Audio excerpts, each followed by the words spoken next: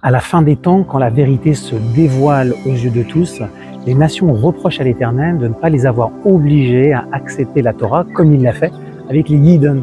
Il est en effet écrit que Dieu a retourné la montagne pour obliger les Juifs à accepter la Torah. Pourquoi pas nous?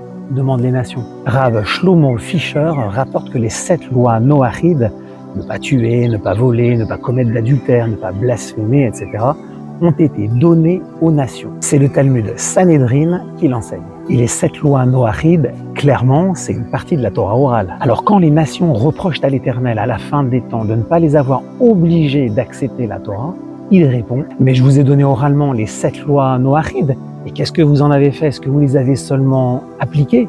Bien sûr que non. Alors pourquoi vouliez-vous que je vous force à accepter la Torah tout entière ?» À la différence des nations, les Yidden observèrent les 7 lois noachides avant même de recevoir la Torah, ce qui constitua aux yeux de la providence divine l'indice qu'ils étaient capables de recevoir la Torah tout entière. Ils en avaient le potentiel. En conséquence, les forcer à accepter la Torah était une façon de libérer ce potentiel et de révéler que le désir profond enfoui en chacun des Juifs était de vivre en harmonie avec la Torah.